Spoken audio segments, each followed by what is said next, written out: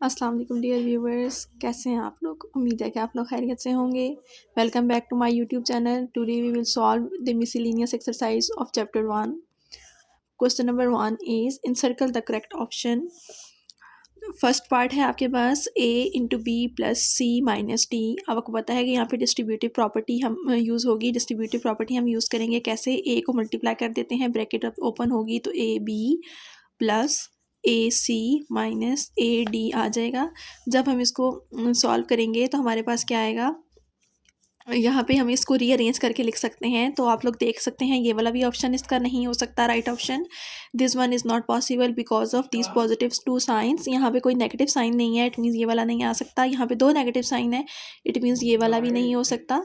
तो हमारे पास इसके पास कौन सा ऑप्शन होगा, B is the right option. MCQ number 2 is a raised to power r a raised to power minus s divided by a raised to power s is equal to। अब हम इसको solve कर लेते हैं। इसको हम ऐसे लिख सकते हैं a raised to power r a raised to power minus s divided by A raise to power S. Divide को हम इस तरीके से लिख सकते हैं। नेक्स्ट स्टेप में आपके पास ये जो है a raise to power r as it is रहने देते हैं। ये एस जब नीचे आएगा तो ये ऐसे हो जाएगा S minus into minus S. जब हम इसको सॉल्व करेंगे तो ये आपके पास आ जाएगा a raise to power r divided by A raise to power 2s। S plus s हो जाएगा ना, minus minus plus s 2s, which means this is the right option. D is the right option. Next third part है हमारे पास and nth root of a b is equal to. यहाँ पे A B के ऊपर whole, ये जो यहाँ पे इंडेक्स है ये n है। मैंने आपको बताया था ये आपके पास रेडिकल एक्सप्रेशन है।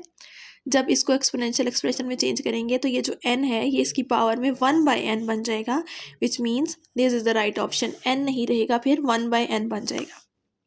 Which number is self multiplicative inverse. Self multiplicative inverse का मतलब है कि ऐसा कौन सा नंबर है जिसको मैं उसी के साथ मल्टीप्लाई करूं। सेल्फ मीन्स सेम नंबर को हम मल्टीप्लाई करें तो हमारे पास मल्टीप्लीकेटिव आइडेंटिटी यानी 1 आ जाए, क्योंकि मल्टीप्लीकेटिव इनवर्स तो वही होता है जिन दोनों नंबर्स को मल्टीप्लाई करने से -1 आता हो। तो यहाँ पे देखें, अगर 3 को 3 से मल्टीप्लाई करें, 3 3 9, 1 नहीं आ रहा। -3 multiply by -3 9 which is not equals to 1।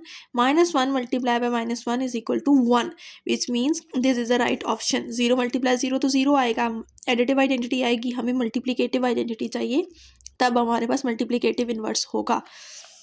Next fifth part is if A is greater then 0 means कि ए कोई पॉजिटिव नंबर है, देन आपके पास ये जो एक्सप्रेशन लिखा हुआ है इसको हम क्या कहेंगे, ए अगर आपके पास ग्रेटर देन 0 है तो यहाँ पे जब हम इसको सॉल्व करेंगे तो हमारे पास रैशनल नंबर भी हो सकता है, इरेशनल भी हो सकता है, इंटीजर भी हो सकता है और रियल नंबर भी हो सकता है। तो हम कौन सा राइट ऑप्शन होगा हमारे पास, real is the right option, because real number is the greatest set.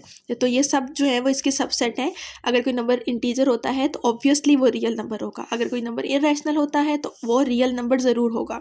Similarly अगर कोई नंबर रैशनल नंबर है तो वो भी रियल नंबर ज़रूर होगा। ये सब इसी की सब टाइप्स हैं, सबसेट्स हैं।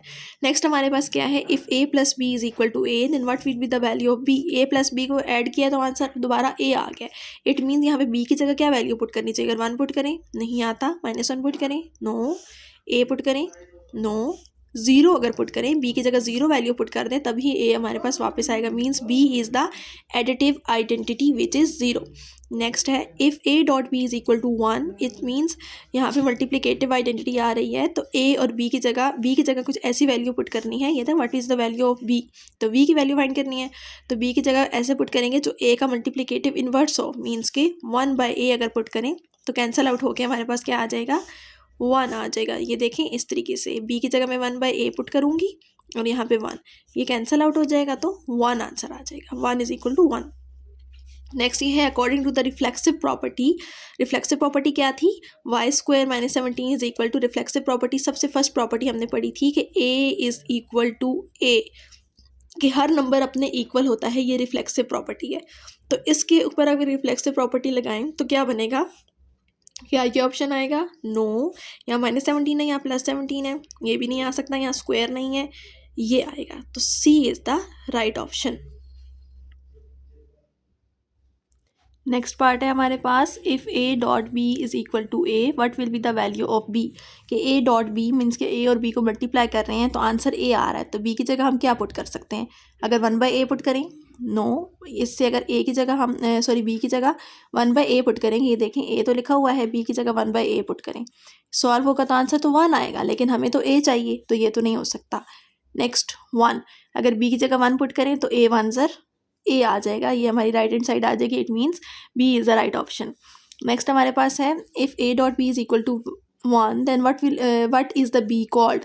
अगर इन दोनों को मल्टीप्लाई कर रहे हैं और आंसर आ रहा है 1, तो बी का नाम क्या होगा? वैसे हमने पहले सॉल्व कर लिया, बी की जगह अगर 1/a पुट करें तभी आएगा, जैसे अभी हमने ये देखा है, लेकिन अभी हमने नाम बताना है, बी की वैल्यू नहीं बतानी। तो बी का नाम क्या होगा? Multiplicative inverse of A, additive identity, no, multiplicative identity, no, self multiplicative inverse भी नहीं हो सकता, और यहाँ पे क्या आ जाएगा? मल्टीप्लिकेटिव इनवर्स ऑफ ए का मल्टीप्लिकेटिव इनवर्स होगा तभी मल्टीप्लाई करने से हमारे पास ए वापस आ जाएगा, सॉरी 1 आ जाएगा।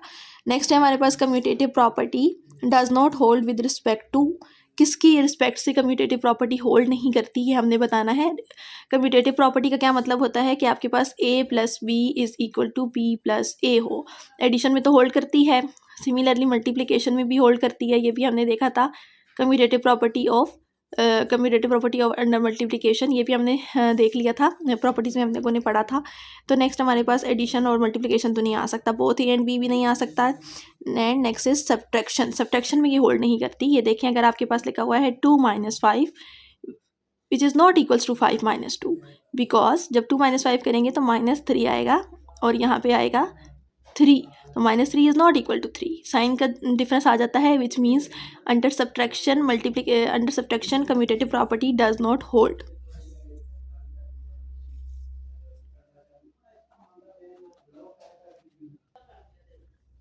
नेक्स्ट हमारे पास क्वेश्चन नंबर 1 है, represent each number on the number line. आपने क्या करना है? हर नंबर को नंबर लाइन पे रिप्रेजेंट करना है। ये बिल्कुल वैसा ही है जैसे हम लोगों ने एक्सरसाइज 1.1 में सॉल्व किया था। तो अभी हम इसको सॉल्व कर लेते हैं, अपनी कॉपीज़ के ऊपर जल्दी से कॉपीज़ रेडी कर लें और ये क्वेश्चन नंबर 2 सॉल्व करते हैं। जी, तो ये क्वेश्चन नंबर 2 का पार्ट नंबर 1 है, इसको आपने नंबर लाइन पे रिप्रेजेंट करना है।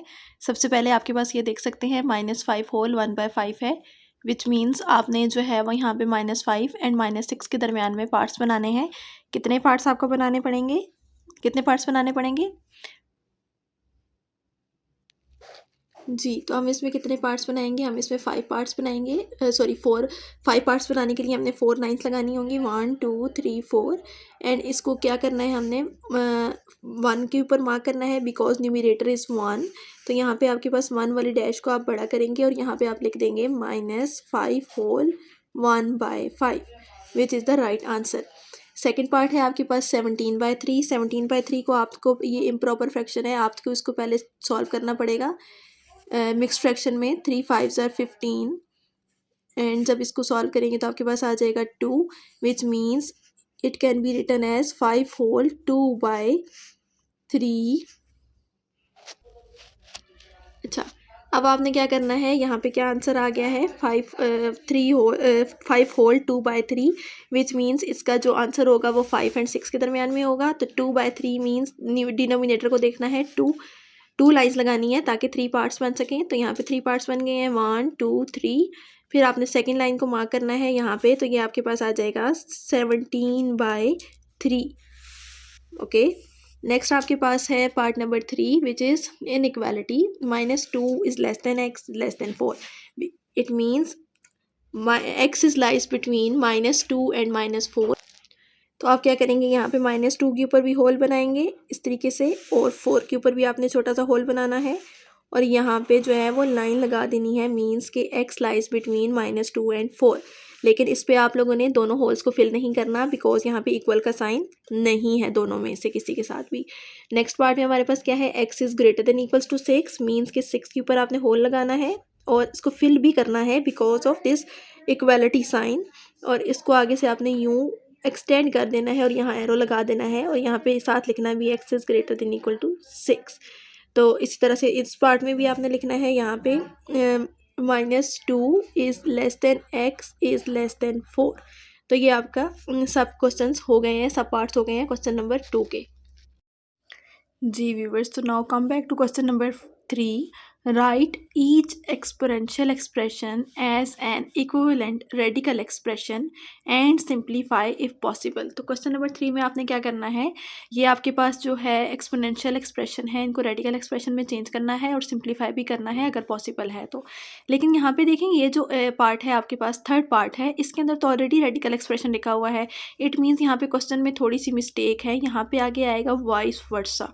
वाइस वर्सा का मतलब होता है कि जो आपके पास यहाँ पे आएगा, ये वाइस वर्सा का मतलब होता है कि जो आपके पास एक्सपोनेंशियल एक्सप्रेशन है उसको रेडिकल एक्सप्रेशन में चेंज करें, इसको भी रेडिकल में चेंज करें, और जो ऑलरेडी रेडिकल एक्सप्रेशन है उसको एक्सपोनेंशियल फॉर्म में चेंज करें, इसको भी एक्सपोनेंशियल फॉर्म में हम चेंज करेंगे. ठीक है, तो अब इसको हम 1 बाय 1 सॉल्व करते हैं. पार्ट नंबर 1 मैंने लिख लिया है यहाँ पर, इसको अब हम सॉल्व करेंगे. सबसे पहले आपने क्या करना है, इसको रेडिकल एक्सप्रेशन में कन्वर्ट करना है. रेडिकल एक्सप्रेशन में कन्वर्ट करने के लिए मैं क्या लिखूंगी, -2⁴ एंड 1/5.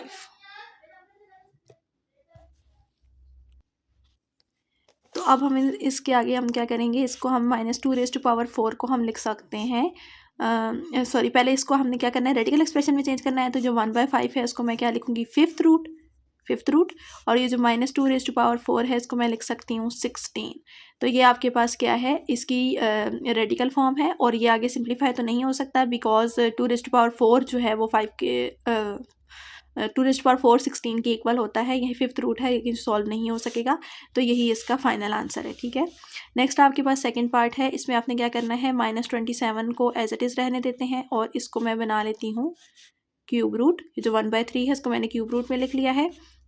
नेक्स्ट स्टेप क्या होगा, -27 को मैं लिख सकती हूँ -3 और होल के ऊपर cube root as it is आ जाएगा. बिकॉज माइनस का क्यूब जब लेंगे तो माइनस साइन आ जाएगा, और 27 का क्यूब 3 का क्यूब लेंगे तो 27 आ जाएगा. नेक्स्ट स्टेप में क्या होगा आपके पास, इसको मैं ऐसे लिख सकती हूँ. अब सिंप्लीफिकेशन के लिए कर रही हूँ. ये आपके पास एक्सपोनेंशियल एक्सप्रेशन को रेडिकल एक्सप्रेशन में लिख दिया है. यहाँ तक 1 पार्ट हो गया है, लेकिन आगे ये भी था कि आपने सिंप्लीफाई भी करना है. तो सिंप्लीफाई करने के लिए हम अगेन इसको एक्सपोनेंशियल फॉर्म में चेंज करेंगे ताकि ये 3 और 3 की कटिंग हो सके. तो नेक्स्ट इसका आंसर आ जाएगा -3 is the final answer. Next हमारे पास थर्ड पार्ट है. थर्ड पार्ट के अंदर हमने क्या करना है, इसको सबसे पहले हम लोगों ने लिखना है इसको 16, और इसके ऊपर जो है वो जो इसका ये रेडिकल साइन है, यहाँ पे कोई भी इंडेक्स नहीं है. इट मीन्स यहाँ पे क्या है, 2 है. जब मैंने आपको बताया था जब कोई इंडेक्स नहीं होता इट मीन्स कि 2 होता है, स्क्वायर रूट है, तो इसको हम 1/2 लिख सकते हैं. और ये जो 4 पावर है ये एज इट इज़ आ जाएगी. ये आ गई इसकी एक्सपोनेंशियल फॉर्म. अब इसको आगे सिंप्लीफाई भी करना है तो हम क्या करेंगे, यहाँ से सिंपल कटिंग कर देंगे 2. तो ये आ जाएगा आपके पास 16 square which is equal to 16 square. हम कैलकुलेटर से सॉल्व कर लेते हैं. 16 स्क्वायर 256. तो 256 इज द फाइनल आंसर. जी, तो नेक्स्ट आपके पास है पार्ट नंबर 4. इसको कैसे सॉल्व करेंगे, -8 को मैं लिख सकती हूँ -2 क्यूब, एंड ये जो क्यूब रूट है इसको भी मैं 1/3 लिख लूँगी, और whole power 9 as it is. अब क्या होगा, यहाँ से कटिंग हो जाएगी. 3 3 ज़ा 9 विच इज़ इक्वल टू -2. इसकी ये क्यूब पावर भी है और ये भी 3 है. 3 3 ज़ा 9 -2⁴9. इसका जो ये इसकी एक्सपोनेंशियल फॉर्म है, और इसको आगे सिंप्लीफाई करके लिख लेते हैं. इसका जो फाइनल आंसर होगा उसको हम जो है वो सॉल्व करके लिख लेते हैं. -2⁴9 जब सॉल्व करेंगे तो ये आएगा -512. 512 इज़ दी फाइनल आंसर. अच्छा, नेक्स्ट पार्ट में आप लोगों ने क्या करना है, इसको पहले एक्सपोनेंशियल फॉर्म तो लिखी हुई है, इसको रेडिकल फॉर्म में चेंज करेंगे. ये क्या बन जाएगा, x⁻⁻6. ये इसके एक्सपोनेंशियल फॉर्म में, रेडिकल फॉर्म में चेंज नहीं हो सकता ये. और ये क्या बन जाएगा, x⁻0 मल्टीप्लाई बाय 5 करेंगे तो 0 ही बनेगा. इसको सिर्फ सिंप्लीफाई करेंगे. क्यों ये रेडिकल फॉर्म में चेंज नहीं हो सकता, बिकॉज इसकी पावर में कोई फ्रैक्शन नहीं है. आपको पता है कि जब आपके पास कोई भी यहाँ पे नंबर है उसकी पावर में अगर फ्रैक्शन लिखी हो तो इसको हम जब कन्वर्ट करते हैं तो फिर हम इसको यहाँ पे एज अ इंडेक्स लिख लेते हैं. लेकिन यहाँ पर तो ऐसी कोई फ्रैक्शन है ही नहीं, ना यहाँ पर है ना यहाँ पर है. सिंपल ये नंबर्स हैं, इंटीजर्स हैं, उसकी पावर जो है वो इंटीजर्स हैं. इट मीन्स कि ये चेंज नहीं हो सकता रेडिकल फॉर्म में. तो इसको जस्ट सिंप्लीफाई कर लेते हैं. तो ये क्या बन जाएगा, x⁻⁻6. एंड ये मैंने आपको बताया था किसी भी नंबर की पावर 0 हो तो 1 होता है. ये 1 ख़त्म हो गया, x⁻⁻6 आ जाएगा. और फाइनल आंसर में हमारी कोई भी पावर नेगेटिव नहीं होनी चाहिए। तो इसके लिए जो हमने नेगेटिविटी वाला रूल पढ़ा था कि नेगेटिव पावर अगर हो, नेगेटिव एक्सपोनेंट, तो हम उसको पॉजिटिव करने के लिए क्या करते हैं, रेसिप्रोकल ले लेते हैं। तो ये इसका फाइनल आंसर आ जाएगा 1/x⁶। Now come to question number 4। Question number 4 में आपके पास ये है,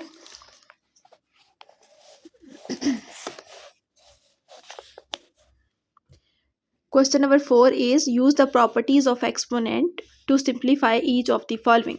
तो आपने क्या करना है, यहाँ पे प्रॉपर्टीज ऑफ एक्सपोनेंट्स यूज करके इसको सिंप्लीफाई करना है। इसका बारी बारी 1 और 2 पार्ट करते हैं जी। तो अब आपने क्या करना है, यहाँ पे बेसिस सेम है तो पावर्स जो हैं वो ऐड हो जाएंगी। अगर न्यूमरेटर में देखें तो तीनों जो हैं वो बेसिस -2 एंड -2 बेसिस सेम है, तो इनकी पावर्स को हम क्या कर लेंगे, ऐड कर लेंगे। तो आपके पास क्या बन जाएगा, -2। तीनों के ऊपर हम एक एट अ टाइम भी जो है वो रूल लगा सकते हैं एक्सपोनेंट का, लेकिन अगर सेपरेट सेपरेट करना चाहें तो भी कर सकते हैं। तो मैं इसको जो है वो शॉर्टकट से कर रही हूँ डायरेक्ट ही। 3 प्लस इसकी पावर 3 है, देन प्लस -4, देन प्लस इसकी पावर क्या है, यहाँ पर 1 है, और ये जो डिनोमिनेटर है -2⁻³ ये एज इट इज़ आ जाएगा। नेक्स्ट स्टेप में आपने क्या करना है, इसको सॉल्व कर लेते हैं। ये आपके पास क्या बन जाएगा, 3 - 4 + 1 डिवाइडेड बाय -2⁻³ नेक्स्ट स्टेप जी। तो अब हम क्या करेंगे, यहाँ पे क्या आ जाएगा, -2⁻1 + 1 कैंसल आउट हो जाएंगे। 3 - 4 किया तो -1 आ गया, and +1 as it is. Next -2⁻³ as it is. ये क्या आ गया, -2⁻0 डिवाइडेड बाय -2⁻³ अब क्या हो जाएगा, किसी भी नंबर की पावर 0 हो तो 1 होता है, और यहाँ पे आ जाएगा -2⁻³ लेकिन अभी आपको बताया है कि किसी भी क्वेश्चन को सॉल्व करते हुए आपका जो एक्सपोनेंट है वो नेगेटिव नहीं होना चाहिए। तो उसको पॉजिटिव करने के लिए हम क्या करेंगे, सिंपली जो है वो इसका रेसिप्रोकल ले लेंगे। मीन्स कि ये -2 जब न्यूमरेटर में शिफ्ट हो जाएगा, नीचे 1 आ जाएगा, तो ये इसकी पावर जो है वो -3 की बजाय +3 हो जाएगी। याद रखना है कि ये जो -2 है ये फिर भी -2 ही रहेगा, +2 नहीं बनेगा, लेकिन जो इसकी पावर है सिर्फ वो पॉजिटिव होगी। तो -2 का क्यूब है, इसका मतलब है कि -2 × -2 × -2। जब इसको सॉल्व करेंगे तो minus minus plus plus minus minus minus sign तो आएगा, लेकिन उसके साथ क्या आंसर आ जाएगा, 2 2 ज़ार 4, 4 2 ज़ार 8, -8 इज़ द फाइनल आंसर जी। तो सेकंड पार्ट है, इसमें आपने क्या करना है, सिंपली जो है वो आपके पास बेसिस सेम है तो पावर्स को ऐड कर लेंगे। या आप अगर देखें तो यहाँ से ये 2⁻1/2 एंड 2⁻1/2 ये तो कैंसिल आउट भी हो सकते हैं, तो यहाँ पे सिंपल ये रह जाएगा 2⁻4/3। अब दूसरी टर्म को सॉल्व कर लेते हैं। यहाँ पे क्या है, 3 बेसिस सेम है तो पावर्स ऐड हो जाएंगी, तो यहाँ पे क्या आ जाएगा, 1 है इसकी power, plus 3/2 divided by 3⁻1/2 as it is. Next step करते हैं, ये क्या हो जाएगा, 2⁻4/3 मल्टीप्लाई बाय 3⁻, जब एलसीएम लेंगे तो ये आपके पास आ जाएगा 5/2 डिवाइडेड बाय 3⁻1/2। अब आप क्या करेंगे, यहाँ पे कौन सा रूल लगाएंगे, हम कौन सा रूल लगाएंगे, क्वोशिएंट रूल लगाएंगे। एक्सपोनेंट्स के लिए जो होता है क्वोशिएंट रूल, जब ये ऊपर जाएगा, ये पावर ऊपर जाएगी तो क्या बन जाएगी, पॉजिटिव बन जाएगी। और दूसरी बात ये है कि आपने इसको ही ऊपर शिफ्ट करना है because of this negative sign. अगर उसको नीचे लेके आऊँ, सॉल्व करने के बाद आंसर में नेगेटिव साइन आएगा, जो कि हमें नहीं चाहिए। हमने हमेशा आंसर को पॉजिटिव एक्सपोनेंट की फॉर्म में लिखना होता है। तो ये जो 2⁻4/3 है ये एच इट इज़ आ जाएगा। यहाँ पे क्या बन जाएगा, 3⁻5/2 -1/2। Next step, 2⁻4/3 as it is multiply by 3⁻5/2 + 1/2। अच्छा, 2⁻4/3 as it is multiply by 3⁻5 + 1 6/2 हो जाएगा।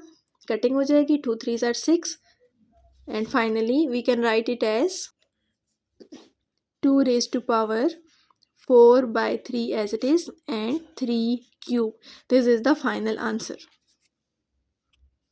Now question number 5, determine whether each statement is true or false. If false, give an example of a number that shows the statement is true.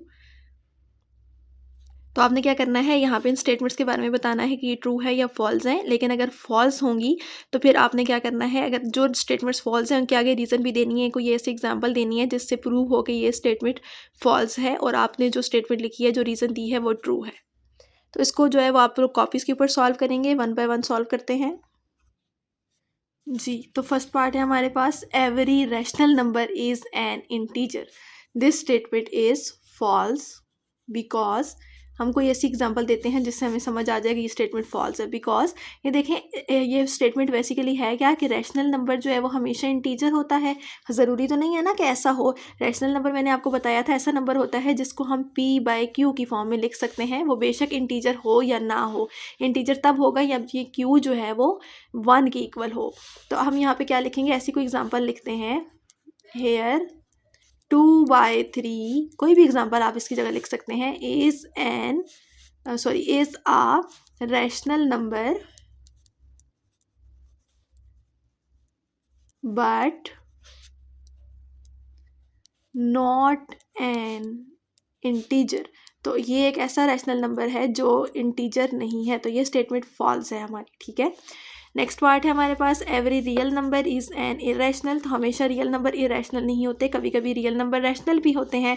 तो यहाँ पर भी ये statement भी हमारी false है और इसकी भी रीज़न देनी पड़ेगी, कोई एग्जांपल लिखनी पड़ेगी।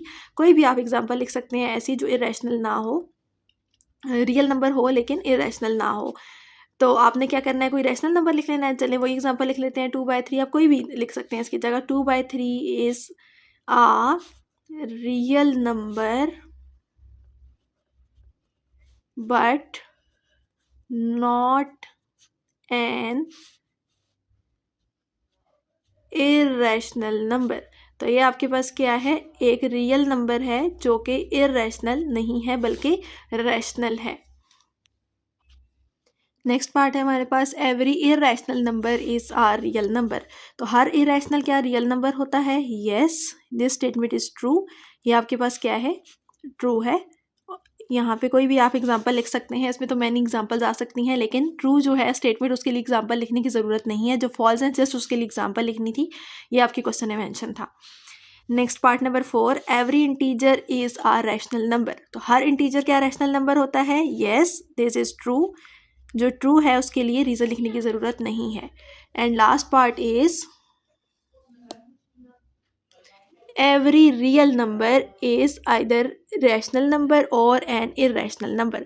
तो क्या हर नंबर रियल नंबर जो है वो या तो रैशनल होता है या इरेशनल होता है, इसके अलावा तो कुछ नहीं हो सकता। तो इसकी ये भी जो है ये आपके पास ट्रू स्टेटमेंट है, इसकी भी रीज़न लिखने की ज़रूरत नहीं है। ये मैं आपको अभी बुक से एक्सप्लेन कर देती हूँ जी। तो ये देखें व्यूअर्स, इसमें आपके पास क्या है, रियल नंबर के आगे 2 सब टाइप्स हैं, एक रैशनल नंबर और एक इरेशनल नंबर। तो यही हमारे पास क्वेश्चन था कि ये जो रियल नंबर होता है वो या तो रैशनल होता है या फिर इरेशनल होता है। तो इसलिए हमारी स्टेटमेंट ट्रू है, क्योंकि इसकी कोई थर्ड कैटेगरी नहीं है, कोई ऐसा रियल नंबर नहीं है जो ना रैशनल हो और ना इरेशनल हो। हमेशा हर नंबर या तो रैशनल होगा या फिर इरेशनल होगा। उम्मीद है कि आपको आज का लेक्चर अच्छे से समझ आ गया होगा। नेक्स्ट वीडियो में हाजिर होंगी चैप्टर नंबर 2 के साथ। चैप्टर नंबर 2 स्टार्ट करेंगे, तब तक के लिए अपना ख्याल रखिएगा। अल्लाह हाफिज़।